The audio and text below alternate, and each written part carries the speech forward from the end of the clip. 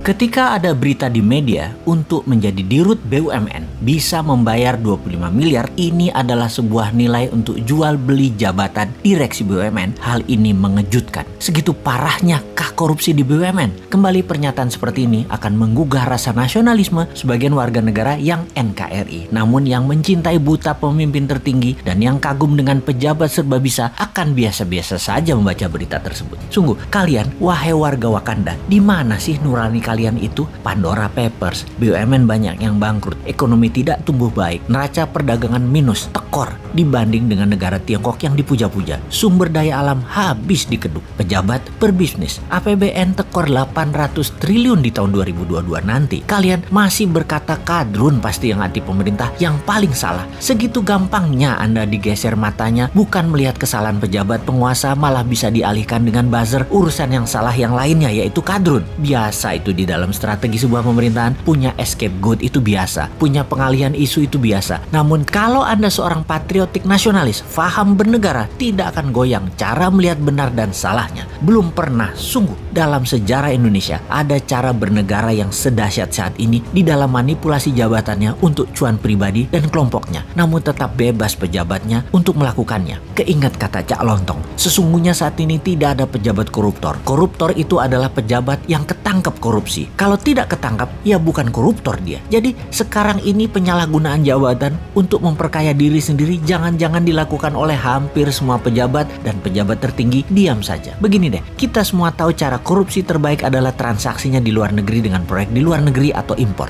Izin impor dan apapun yang negara impor 100% pasti ada komisi di negeri lainnya. Oleh karena itu, kita pertanyakan kalau ada yang tahu dan peduli tentang proyek IBC, Indonesia Battery Company, yang akan membeli perusahaan mobil listrik yang tak jelas juntrungannya. Secara pribadi, si Sontoloyo ini menilai akuisisi perusahaan listrik asal Jerman yang akan dilakukan oleh IBC, Indonesia Battery Corporation, tidak layak dan tegas harus ditolak rencana akuisisi ini. Maaf, siapa juga gue ya? Perusahaan tersebut yakni Street Scooter yang akan diakuisisi oleh Odin Otomotif, perusahaan yang didirikan di Luxembourg. Banyak hal yang janggal dengan pembelian senilai 170 juta dolar tersebut, apalagi kalau bertujuan untuk membangun ekosistem kendaraan listrik dalam negeri. Mobil listrik itu banyak pemainnya. Kenapa nggak yang nama besar sekalian? Kalau nama kecil atau nggak jelas, di dalam negeri juga banyak pemainnya. Kasih duit 2,5 triliun, langsung jalan itu perusahaan.